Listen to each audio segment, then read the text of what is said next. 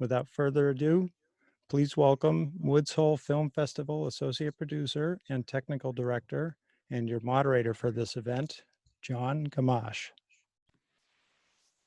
Good evening or morning or whatever time it happens to be where you are today. I'm, as Jay said, John Gamache, the Associate Director for the Woods Hole Film Festival. And thank you for being part of this wonderful event tonight.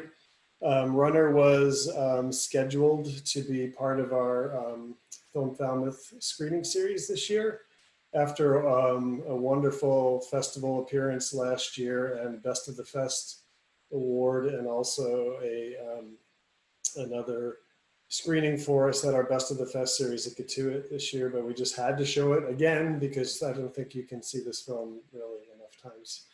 So we will get to some questions soon. We'd love to introduce and thank the director of the film, Bill Gallagher, for being here, and Guor Maker, obviously the subject of the film and the reason this whole thing happened. So without further ado, Bill, Guor, welcome back to the Woods Hole Film Festival, quarantine virtual edition. Thanks for having us. How are you guys doing tonight? Thank you for having us. We're doing great. Great. Doing great. So we'll just kind of situate everybody here so we know. I'm in Norway, Jay's in Cape Cod, Bill is in Spain, and Guor is in Colorado. So we definitely have the time zones covered here tonight. We'll just first get started with the obvious question. First of all, again, thanks again for sharing your film with our audience. Of course. Just if you could let everybody know how the two of you met, how this project came about. Sure. Sure. Yeah. It was a couple of weeks before the 2012 Olympics. I was sitting in a cafe in actually Pamplona, Spain, and I had read Guor's story in the press, and it was, at that point already one of the most incredible stories I had ever heard. And I read that he at that point had been offered a spot for the country of Sudan to run in the Olympics for the country of Sudan, the country he refuged from, the country that South Sudan broke apart from after several years of civil war. And I saw that he had been offered that spot to run the Olympics, but he said no. And I thought, well, who says no to the Olympics? I've never heard of somebody that said no to the Olympics, but I could obviously see why based on his story. But I had to sort of talk to him, and within a few minutes, actually, I got his phone number, and we were talking on the phone, and he was sort of just as charming on the phone as he is on screen. And he had invited me back to his home, his village in South Sudan, which he hadn't seen his mom and dad in 20 years. And so yeah, I thought it was just all the things that get me motivated all in one film. It was the Olympics, which I always loved. It was South Sudan, which I was really interested in, but didn't know a lot about. And it was an opportunity, I think, for a Western audience to sort of sit with a refugee story for 90 minutes. So yeah, we made some plans. I sent him a camera, a little, handy cam, and we met for the first time at the 2012 Olympics a few days before he was to run under the Olympic flag. And so Guor, obviously, there's so many people, you see it in the film, that were interested in you and your story, and having you tell your story probably more times than you care to count on one hand, but on the other hand, it's an opportunity to tell your story, which is an important one. What made you sort of feel like, okay, I like this guy, Bill. I'm gonna kind of let him handle this. Thank you, John. It's a great question. I think there was something about Bill, is that there were two things. First, he empathized with my situation, and second, he listened, and he came in a really way that first the way I looked at him, he kind of related my situation to his, and he put himself into my shoe.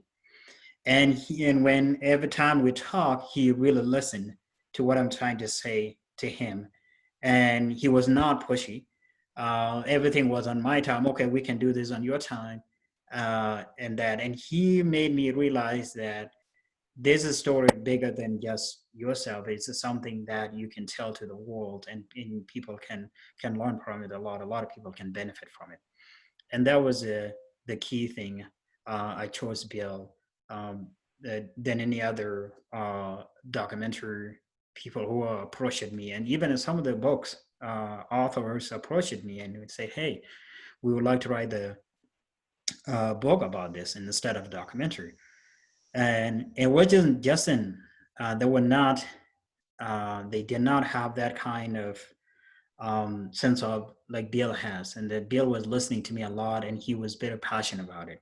That we have this can be done, and I can see it. He was really passionate about it, and that is how I end up pretty much working with Bill, and actually just came naturally.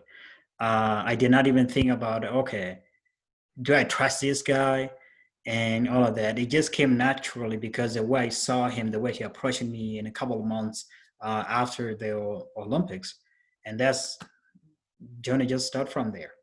And right after the Olympics, we thought the documentary is gonna end right after the Olympics. But then I look at it and say, if people are going to know or understand clearly about the story, then it's better. It's good for Bill to come over there. That way, when you do something, it's good you see it. That will give you a good idea of what is going on, instead of me just telling you it might not be true. But if we can go to where I came from and show you where I was born and all of that, that will actually make more sense to people. And everyone will see and say, yes, that is these are the facts, and this is true story. And that was the whole idea that I went with Bill, and Bill accepted my invitational that I invited him to South Sudan to get the footage, and actually to see to meet with my family as well. Unfortunately, all of that didn't work out because the situation was going on the ground there. But overall, it turns out real well.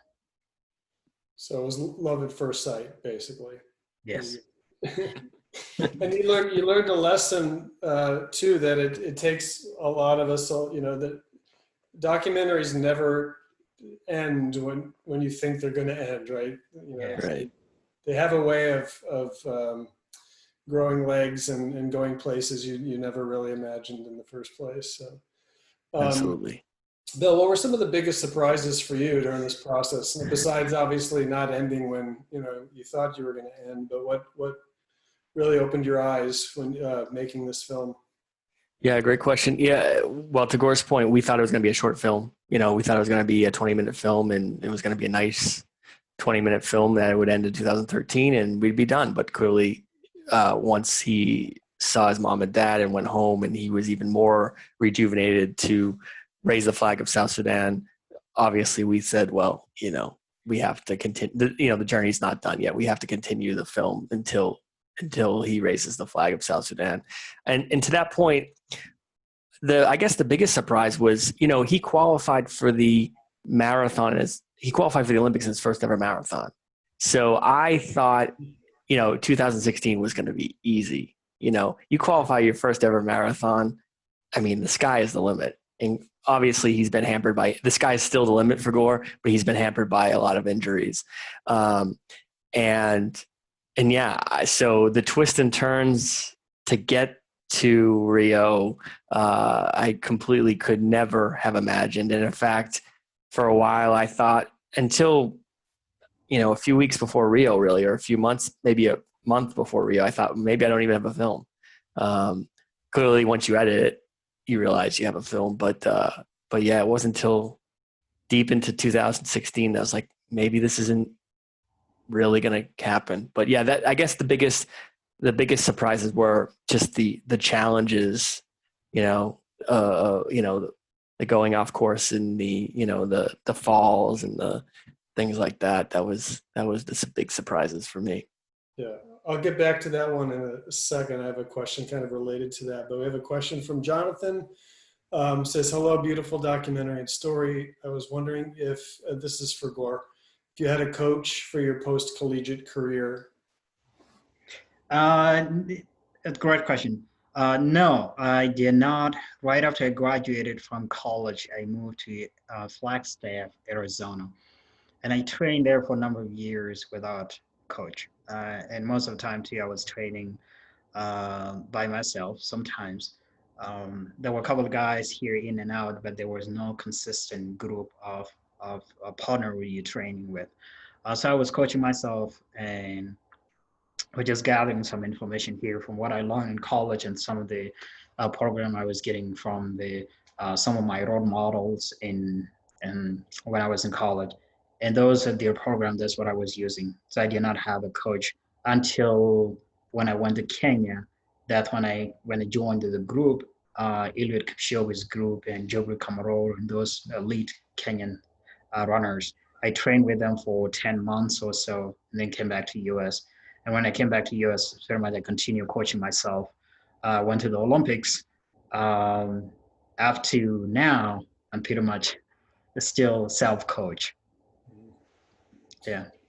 And what kind, did you get a lot of support from your fellow runners, or are they kind of, you know, everybody's in their own world doing their own thing, but being in the situation you were in, did you get sort of a lot of extra help, advice from your fellow Olympian marathon runners? Or yes, there were a couple. There were a couple advice, but majority of the time I was pretty much doing everything by myself. And Flagstaff is kind of like a seasonal training for the athletes. So they only go there when it's nice and warm, and then in the wintertime, they all go back to their training places. In the summer, I would connect with them, and sometimes we go for a long run. But when it comes to workout and some other stuff, I would do by myself, like temporal and workout. I do my own workout. I would have a couple of guys here and there doing running together. Or sometimes they help me with the workout. And I think as far designing my own workout, I was the one pretty much coming up with my own program. okay. And I was using some of the information from a book from Haile Gebrselassie and Paul Target. They written a book about them, about their running career. And within those books, they have, there are some program in their marathon program I was using.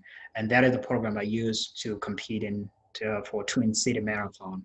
Then right after that, I pretty much just use a little bit from college and a little bit from that, and I create completely new program. And that was a new program I was following, running in San Diego, as well the Olympics in 2012. And I continued that program until I went to Kenya. And when I went to Kenya, I learned completely new program from a coach who is actually a coach, Eliud Kipchoge's coach after this time. And I was able to use that running with them. Then when I left, I pretty much took that, and that is the program right now I'm using. So yeah, there was a lot of information here and there, and that just allowed me to focus on there. Yeah. We have a question from Juliana. She says, she's asking Guor, how has your success changed the opportunities for young athletes in South Sudan?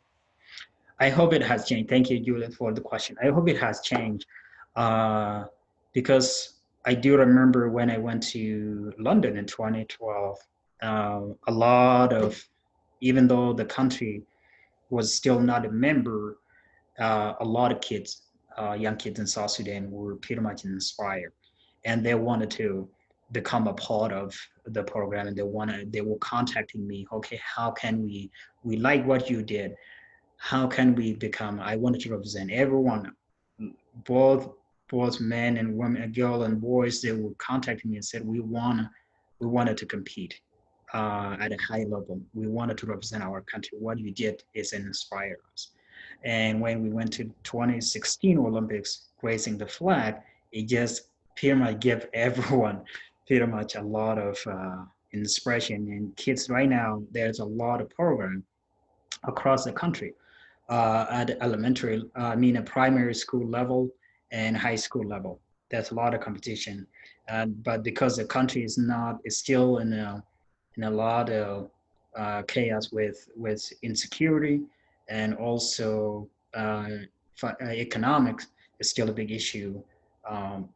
That's pretty much everything is still, but the young kids in South Sudan, I feel much are more aware of the international community, the athletic, which is in this case running, and track and field.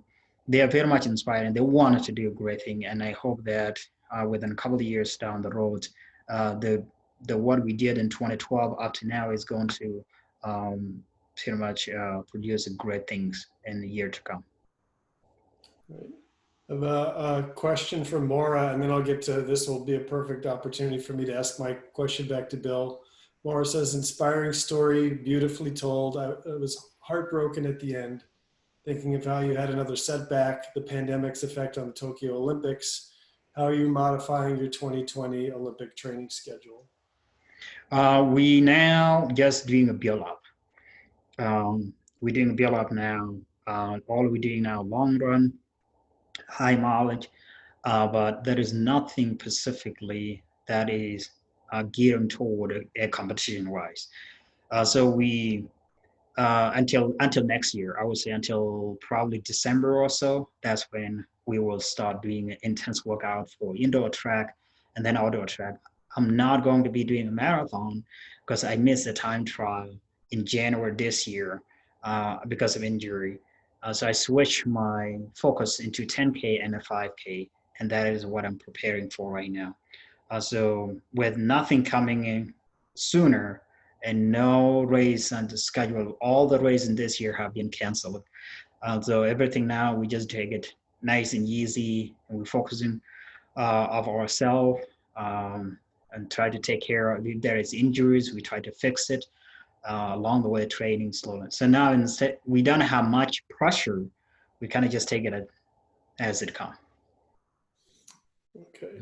And speaking of setbacks, this brings me back to Bill. And as a filmmaker, a documentary filmmaker, you're telling a story, and obviously you two made a connection at the beginning and had a strong filmmaker subject relationship. How difficult was it for you, the whole process, to kind of keep your kind of arm's length when you're making a film about somebody that you're rooting for, right?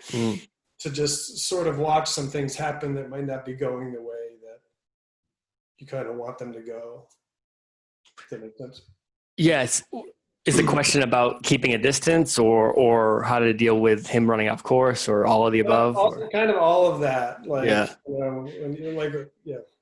Yeah. I mean, well, first of all, we tried to keep the relationship more of akin to maybe a journalist subject type relationship. We didn't hang out.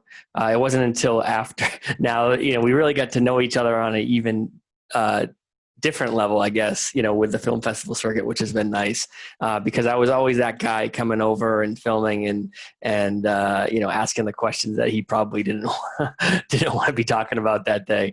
So there was that, arm's length situation where you can't always be buddies, or you can't. I feel you can't be buddies during a project. But it doesn't mean you don't get deeply invested. For example, in Ottawa, when he ran off course, it was one of the worst days of my life because at that point, because you got to feel like, he was following a motorbike, and the motorbike probably wouldn't be following him unless we were making a film about him. And so then you feel directly responsible about, well, if there's no film, he would have qualified. And what am I doing? You're not supposed to change the story. Clearly, we all know, it's my belief that, you do change the story when you put a camera in front of somebody, but you don't want to have it change where people, you're negatively affecting folks. So it was devastating. But, the interesting thing, thank God it worked out for it ended up being okay. what's interesting with the Ottawa thing, and with, subsequently when he's falling in, in Australia, those are the things that people talk to us after screenings about. That's where people can really identify with Guor, ironically, and that in a way that I didn't sort of expect, because he's not the guy who sort of won the gold medal. He's every man and woman that, we all can identify falling down, metaphorically or physically. And it's interesting that those are some of the most powerful moments for people, where they can draw on their own lives and sort of identify with Guor. So it ended up being an interesting way for the audience to identify with him. But it's not in the way you want it to happen. So we have a number of questions asking if you have or are ever planning on running the Falmouth Road Race. I haven't run a Falmouth yet, but I'm hoping next year, if everything opens up and we're back into normal, like we are looking for, then I will try to apply into that, and hope if I get accepted to be part of the elite, why not doing it? It's a race I always wanted to do for a very long time, but because of the training, marathon training, it hasn't fit in there. And also the qualification to go to Palmas is not easy. It's tough. It's tough qualification to get in. So you did the lottery like the rest of us. So. What's that? You could do the lottery like the rest of us. Yes. It's not an easy race to get in, but hopefully next year. All right. Well, and kind of speaking of that, Eileen and Joanne and Mike, I think the Tokyo question got answered. If you're okay with that, just type and tell us you're happy. Eileen has a question, and why you picked the marathon distance basically to start your Olympic journey? The marathon came as an accident, by the way. It's because when I graduated from college, I graduated in May and moved to Flagstaff in July. At that time, there was not a lot of races left in the US. The only track races were available were in Europe. And I did not have the time, nor I was sponsored by any company. So I was just pretty much a lone wolf without a time. And getting into a race without a time was very difficult. Not only to get accepted, but also financially to be able to afford a ticket, and you're just a college graduate without a job. It was tough. But then I was just training, and around September, I was looking around, see if there's maybe some race. There was a couple of road races, but none of them can qualify me for the Olympics. So the only option is to do a marathon, so I can get a time for the Olympics. And that's when Twin City came into my mind and said, someone said, hey, they're a Twin City, maybe you can reach out to them to see if they can accept you. So I contacted the Twin City Marathon. Here you go. The elite coordinator happened to know me, and he happened to be from New Hampshire. And he said, yeah, we can accommodate you. And if you can buy a ticket to come here, we can do that. Have you run a marathon before? No. Have you run a half marathon? No. What is your time in a 10K? 29:42. And that was run in 2007. It was tough. Literally, there is no race can accept you to put you into elite program. But luckily, this guy knew me, and he followed me along the way, high school and college. He said, okay, we can accept you, but everything is going to be up to you if you can finish. So I went there and very excited, just going, hey, if I can finish, it's okay. I had no clue about the marathon, never run 21K before. So when I was there asking, the runner, the elite coordinator looking at me, they never seen me before, and this guy is running marathon, and they asking me, have you run a marathon before? No. Have you run a 21K? No. And the guy was kind of, are you crazy? What are you doing? You're gonna hit it. and I said, okay, well, it's not a big deal. If I go to the halfway, I'm pretty sure there's going to be a car waiting for picking up people at 21K. So, and I told one of my friend, hey, just make sure you tell the lead coordinator that there has to be a car at the 21K. So will pick me up somewhere. So that's how, right after I ran that marathon, I finished and I got a qualifying time. I came back, I went and ran, I think was Connecticut 4-mile race in Connecticut. I ran that one. And then I switched back and said, okay, I have to get ready for the next year. At the time, my focus was no longer on the track because I qualified for the marathon and I just wanted to do marathon. So I got ready. The next year came 2012. I got ready for the San Diego. I went and ran San Diego, and then came back with all this Olympic came around. At the time, I didn't know that I'm gonna get an opportunity. So I was just pretty much reaching out to people. So that's how I got into the marathon instead of the track. Okay, even though I don't look like a marathon runner, but I got in like that way. So it happens the way it happens, doesn't it? Yeah. Bill, I'll ask you a question just about your storytelling. Obviously, there's a lot of the story that happened well before you even knew about it. And you made a decision to use animation to tell a lot of that story. Do you want to talk about your decision on how to do that and what your, I guess, goals were for it? Because I think it was, you know, I've seen it done a lot of ways, and sometimes it's very effective, and sometimes it seems a little forced. This, I think, works really, really, really well. So if you want to, thank you. Yeah.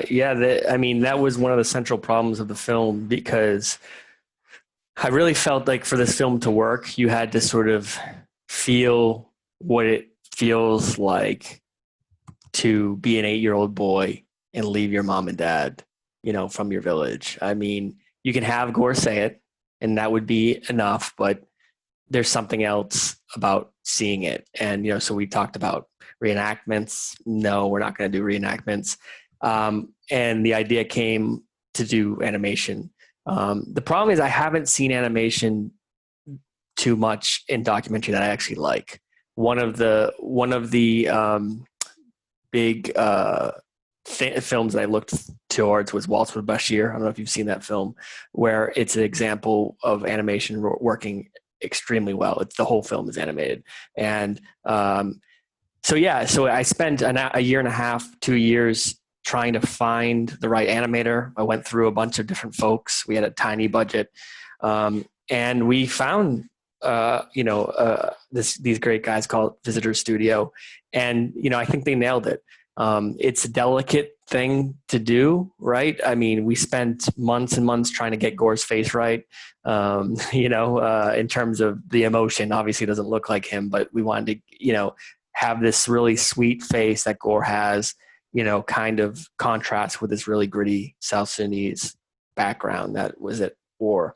And, you know, we were sickly crazy about the details. You know, just about every frame of that animation came from a literal photograph at that time that Guor was around the village when he was 8, 9, 10, 11 years old. So we really wanted to base it in reality and just hope that the realness sort of washed over folks.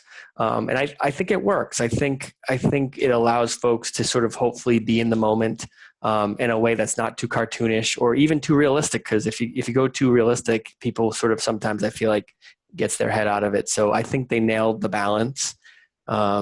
And, you know, it's something that folks sort of always sort of talk about with the film. They seem to really like it, which I'm happy about. Can I just jump in here, John, for a sec? Sure. So Guor, I mean, I feel like I've known you for about a year now. I've seen you on the film. I'm sure a lot of people feel like they know you.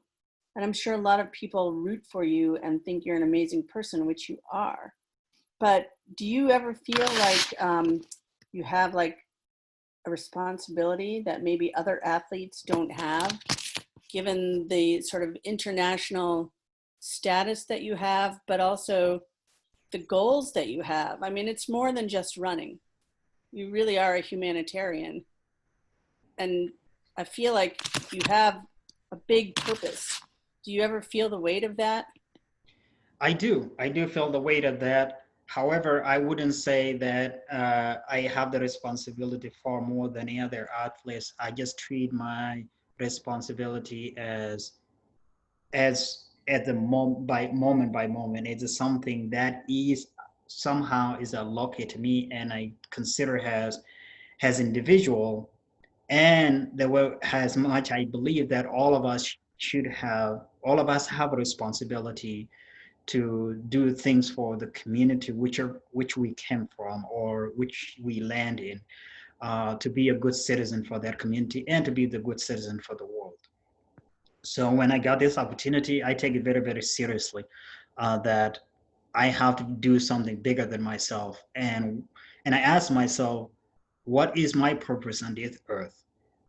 There is a reason why I'm here. And if I got this opportunity, I have to do it in a right way, because I was given opportunity to refer to people. So those who don't have a voice will have a voice. And those who think they might lose, who feel like they're hopeless, they will have a hope, and they will, hopefully this story and what I'm doing will inspire the people. So I feel like a citizen of the community I live in, where I came from, and the community of the world, because I do think we need to change. We need to make a change, and we need to fix things so the next generation don't go through what we have gone through. So that's how I look at it. Yes, it's a big weight on my shoulder, especially since 2005, when it came to my mind that I have to do something for the South Sudan. It became a big responsibility, and it has never been a responsibility I consider someone is forcing me to do it. I just feel like it's my moral obligation to do it as a citizen of that particular community. And if I don't do it, who is going to do it? If you don't do something and you know you've been given that opportunity and you fail to do it, I don't know about other people, but me, it feels like a big failure, and it's something would hurt me for a very, very long time. And I feel that I have been given this opportunity, and I have to do it to give back. That's how I look at it. So I put a lot in myself. I had pressure on myself, and sometimes a lot of people say, "Oh, you too much. You too hard on yourself." No, it's something, and I'm comfortable with it. And I just thank God that it's given me that strength to take it serious that way. Well, and that's the amazing thing that documentaries can do. Is well, all films can do, but especially documentaries. Yeah. And sorry, John, to step in here, but somebody was asking, what's going to happen to this film? Is it going to be released in wider distribution? And I don't know if you want to sort of talk about what's happening now to film distribution in general, but maybe this is a Bill question. Sure. Yeah. So we have this wider goal right now of doing a virtual cinema release, which is going on now. And it's brought on by the fact that we had sort of planned to do a independent theatrical release. But obviously that's not happening because of COVID. Nobody's going to theaters. Theaters, generally speaking, aren't open. So this idea of virtual cinema has popped up because theaters are hurting, right? Film festivals are hurting. Nobody's attending them. And independent filmmakers aren't getting their work out there. So we decided to release this film so you can watch it in virtual cinema, which basically means you can watch it from home, right, till July 24th. And beyond that, we will see. We're talking with certain distributors. Nothing has been solidified yet at all. It's just sort of a journey of a tiny film with a tiny crew, and hopefully folks will continue to hear. We seem to be building momentum over the past couple of weeks. Film critics are writing about the film. It's the folks seem to be enjoying it. So hopefully a distributor will pick it up, but there's no news to report just yet. Have you shown the film in South Sudan? We have not. That's a big goal of ours. But we've showed a lot of South Sudanese folks, and we've gotten great feedback from them. And we actually hope to have a wider screening around perhaps Guor, even around the Independence Day celebration, July 9th, around that time. But there'll be a time to show in South Sudan. It's just tough right now for lots of reasons. So Guor, who are some of the, it's a young country, obviously, and there's a lot of things to learn. America is still obviously learning a lot of things itself. Who are some of the role models there, the people sort of driving change and the progress of developing this young country that you see? It's very, very difficult. On the politician side, I don't have a role model or someone I can see who is actually pushing for the big change. There's so much going on, and the politicians are focusing too much on themselves and their constituents. And the constituents are just the same as their politician. And also being far away, it's kind of hard to know who is doing what and who is doing what. But in general, overall, how the country progressing, and the world community might know by now is since 2013, the war broke out. We got independent in 2012, and then 2013, right away, the war broke out. And if there were some people who were having a good intention for the country to go to develop or to progress, instead of this myself and now I can eat, then I think the country would be far ahead by now. So I don't see any person. The only person who was there is John Garang, which was pretty much got an accident in 2005 before the independence. And he was the only person who leading the movement for the South Sudan to pretty much get their freedom. As for the diaspora South Sudanese, there are a lot of young South Sudanese who are pretty much doing some work, development work within their country. Luol Deng is an example. He played for Chicago Bull. He's back now, and he's a minister of the basketball, and he's doing a development. There are a couple young actors that are doing that. One of them, his name is Guor. He is in the Lost Boys movie. He is also doing something in his community. There are a lot of young South Sudanese who are pretty much contributing. However, it's not enough. It's not enough because there is a block that we tend to face. It has the South Sudanese in diaspora. When we try to come and to make a change, there is a lot of resistance that we face because there is a fear that you coming to do this and you taking over, and that is something we are working very, very hard to change people's minds. Say no, it's something at the end of the day, it's good for the country and for the future generation. We have a comment from Heidi. She just writes, "This was such a very powerful and emotional film. My son was working for Doctors Without Borders in South Sudan when the war broke out there. Thank you so much for telling your story so that so many of us could better understand what people went through. God bless you." So, thank you, Heidi. And then Anonymous, what is your relationship, Guor, with the South Sudan Olympic Committee today? Our relationship it's kind of rough road, but it's okay at the same time. I'm doing more of just independently. I have a good relationship with the athletes, and I am directly supporting the athletes and not the Olympic Committee. The reason being that there is no one at the Olympic Committee there try to do things. Everything is pretty much is politics, and I try to stay away from that.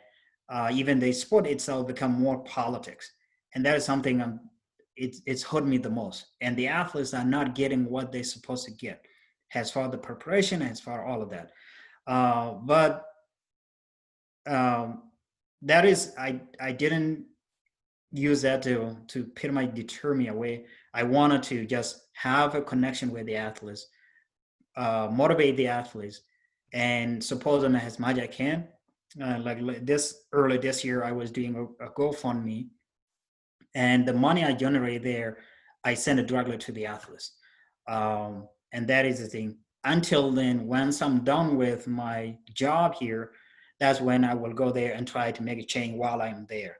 Here is very, very difficult. I tried very, very hard since 2000 and I think 2010, way before the country got independent. I was contacting them constantly, try to mobilize.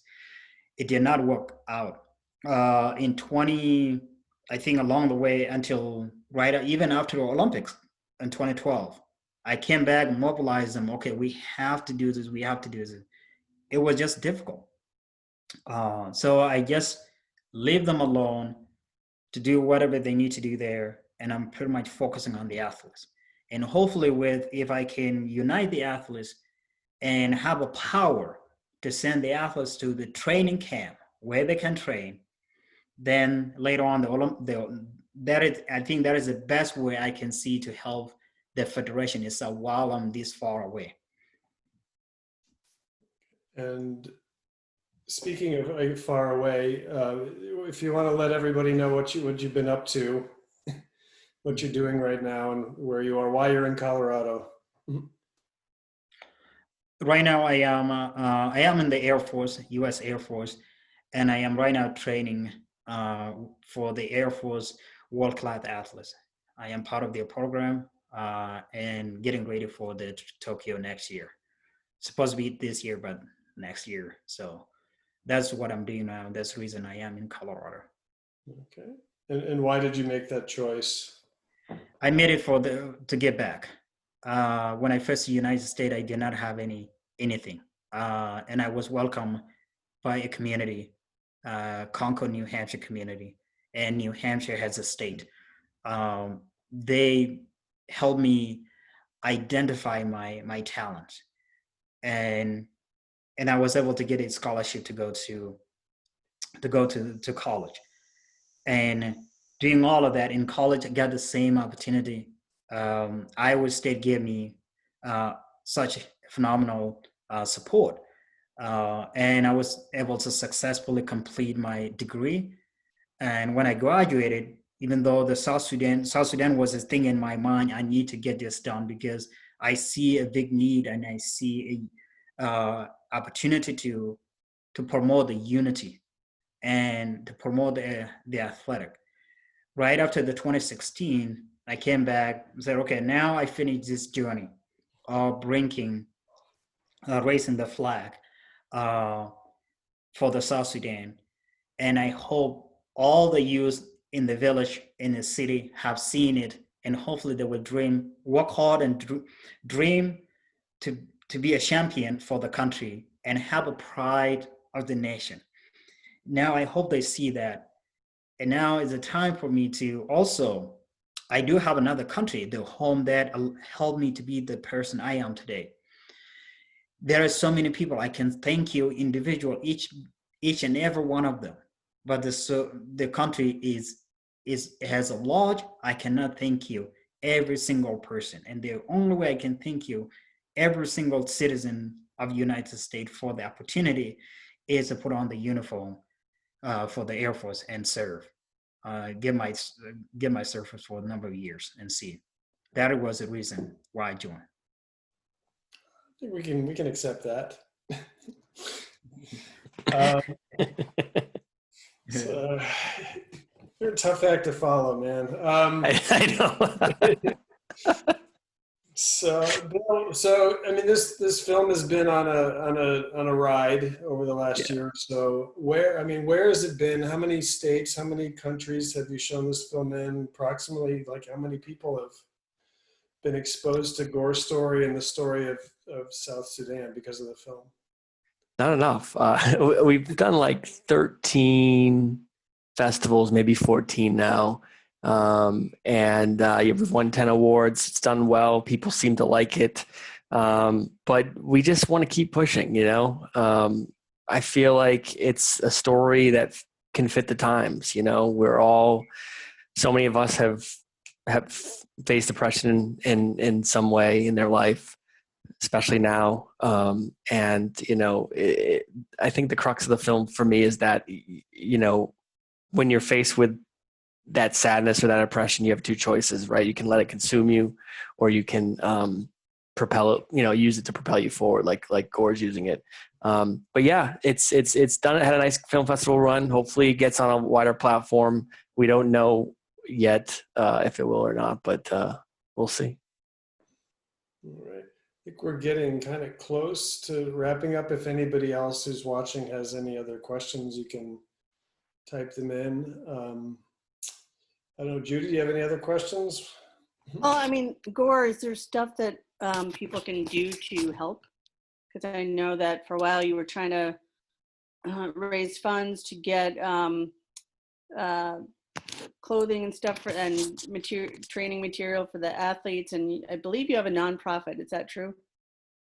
Nonprofit is going to be coming soon. Bill and I, we working on that. Try to launch a nonprofit, and that nonprofit is going to focusing on doing project in my village, and that project is going to include water, healthcare, which in this case try to build a hospital or clinic, and education, building a school, either going to be a primary school or a high school in the area. So these are the three things that the foundation is going to focusing on. The fourth one is going to be at sport, and athletic is pretty much is going to be for the country. So those are the four key things that are going to be the focus of the foundation. And in the meantime, like I mentioned earlier, this year, in the beginning of the year, I was launching a GoFundMe, and as well as collecting some running gears like shoes and all of that. That's what I was doing. But when the coronavirus came, pretty much everything just it became difficult to collect those kind of thing. And also the athletes went back to their own community, so it was hard for me to reach to the athletes. So I kind of paused it to not collect item right now until pretty much all of this virus kind of cools down a little bit, and I will pick up from there solely. And the GoFundMe is only for the athletes. It's nothing going to go with the project. And hopefully later on, but whatever the support I will get from the foundation is what going to focusing on the three items, which is water, healthcare, and education. So those are the things I'm going to be doing along the way. I think we have a couple more questions, but I also am looking forward personally to the day when you are the U.S. ambassador to South Sudan. Oh yeah. Well, that's an idea. Oh, well. Have you thought about that before, Guor? You know what? Like I said, this country prepared me for the reason. And I do think if I'm going to do that thing, it's this country, is their success. And that's going to shine a lot of light of what the United States can do to prepare someone to come in and cultivate you and become a somebody. We all refugees came to this country. We've been cultivated by the community we land in. And if I get that opportunity, why not? Why not represent it fully? I'm very proud to serve in the military, and I take it as a huge responsibility, which I'm very proud of. And it would be great. But hey, I'm pretty sure there's a lot of good ambassadors out there too. No one better than you. It's gonna be up to them. Joanne and Mike are asking, how is your family? How's your family? They are doing okay. They are doing well. They're doing well. I talk to them twice a week now, better than before. However, with the coronavirus, it's difficult. What's that? Do you Zoom with them? No, that's not yet. They are in a remote area. The phone, to charge the phone, you have to go to about, maybe 25 miles to 30 miles. You walk there, there's no transportation. People walk there to the nearby town, charge the phone, and then bring the phone to the village. They can use it for a couple of days. Once they die, they do like that again. And this is a small phone, not even a smartphone, where they can do video. So life is still 400 years ago. Oh my gosh. Yes, it's still tough. People still go to fish the water in a river. It's not clean water yet. It's still tough. People are still walking. They're still farming with their hand. There's no machine to use. Education, kids still sit under the trees, and some of them ride on lawn on the ground, and some of them the beginning one, like a primary class 1, class 2, and all of that, they're still doing it on the ground. The upper one, they have maybe they can share a paper. So all of this, when you look at it, is something you cannot sleep. Has someone who came from there, even if you're not someone who came from there, like the person who asked, one of the audience asked that her son was walking there, he have seen it. That is how life is. It's very, very tough to sit and relax and say, oh, I'm not gonna do anything, and ignore. It's difficult to ignore, because you wanted to be the voice of those people. You wanted to elevate them so they can have electricity, they can have running water, they can have healthcare and education. Those are the kind of things. And hopefully down the road, collectively, as a South Sudanese, with our help from the community we live in, hopefully we will make a change. And if that change occur, it's going to be it's going to be the change for the world, and they become a good citizen down the road. Well, you are a change maker. I think everybody is counting on you and other colleagues to do this. I mean, your vision is so inspiring to everybody. And I don't think everybody has the capacity to do what you're doing. So it's pretty amazing. And you're still running. And yeah. John, I don't know if you want to sort of get to this last question here. Well, we have a couple in different places. Rita thinks being ambassador is a fantastic idea. And also she thinks the film would be a huge hit at the Dublin, Ireland Film Festival. So there's maybe a little tip there for you, Bill. All right. And then there's another question from Michael, who's, and this is a whole other topic, and you do think about when you watch, but he says the film doesn't really talk about how Guor had to adapt to life in the US. And were there any other students in New Hampshire or in college even that were not from New Hampshire? Or, I mean, obviously Iowa college students come from all over the place, but how, adapting to the US, I mean, how alone were you, I guess, in your situation there? I imagine pretty alone. It was tough. However, there were a couple of, I came with a couple of refugees. There were refugees in my high school, and also I came with my cousin, who also was in high school. So we faced a challenge together. And at the time I was there were a couple of immigrants from Bosnia, and some of them from Middle East, and some of them from West Africa. So we were about 10 of us in high school. So we kind of share the challenges and how to adapt. As individual, it was challenging. Weather was challenging. Culture was a shock. Food was also difficult, and the language. The most difficult part was the language. When I came here, I was speaking Arabic. So I had to learn everything. I had to watch a lot of cartoon show, like a Sesame Street and all of the other stuff. And I had to sit by children to listen to what they're saying, because I could not understand what the adult was talking about. And I thought the American was speaking through their nose, because everything was turned around. And I was going, what is going on? Why I cannot understand these people? And I was pretty much stressed how I'm going to be able to communicate with people who speak like this. So my way was to go and listen to the kids and watch the cartoon show, and I was able to get that. So there was a lot of culture challenges. But along the way, I think mindset was just different from each and every one of us, the refugees kid who were there, our mindsets were different. And with that culture shock, some of the kids get affected a lot. Some of them did not graduate from high school. Some of them did not make it to college. From the group I came with, none of them made it to college. It was very difficult. That we did not have, our parents didn't know the system to tell us what to do this and what, because they came and they pretty much went into work. We don't see them maybe sometimes once a week. Like my uncle, who I was staying with, we used to not see him at all. He would come home around probably 11 o'clock and then get up at 5 a.m. in the morning next day before actually we get up, and he's going to work like that. So we became pretty much in no man's land. We did not have a guidance to tell us what to do. But luckily, the community we're in at the school, we were getting a lot of support.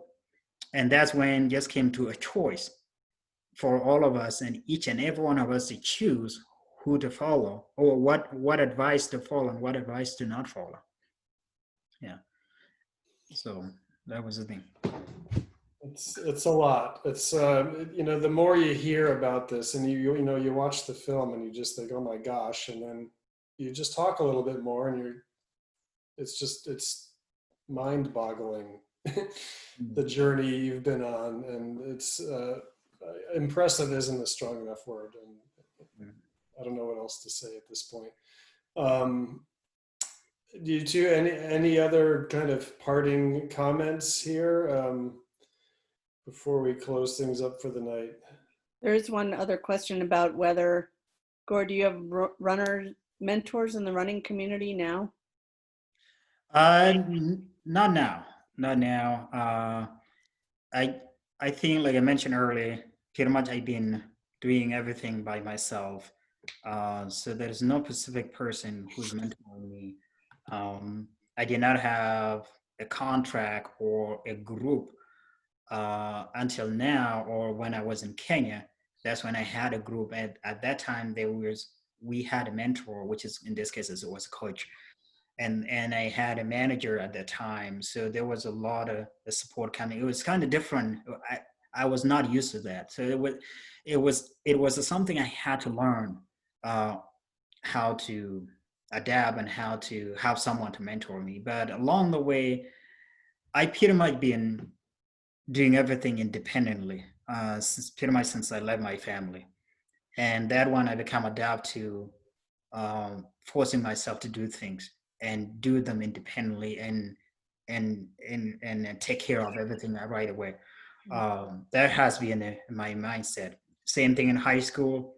I was pretty much self-sufficient, and same thing in college. Even my college coach would used to say, "You're not coach. You say you don't need a coach. You can coach yourself because you can do everything before. You don't need to be told. You have your own way of doing things." And that's something I adopted at a really young age. But I read a lot of articles and I tend to pick up a couple athletes as an inspiration. And those athletes has been my guardian. I pick a couple of them from different sport, from soccer, football, track and field, that's road race, and some politicians, and some authors, and all of that, actors. Those are the things that I collect to see how they progress and what they're doing. What for a person to, the way I pick the people is if the person can inspire the other, if the person can do things, if a person can give back and do great thing to your community and all of that, I take that as a good way to go. If you're a superstar, you're making a lot of money, but you're not giving back to a community, most likely I'm not going to be inspired that much. Because I think both of us, we need each other and we need to get back to, because we did not go there by ourselves. We were supported by a group of people for you to be that level. So if you can get back and make the next generation also to get the opportunities just like you, I'd see that as most an inspiration. Well, I see you as a superstar. Thank you. So Before we go, again, I want to thank Bill and Guor again for being back with us.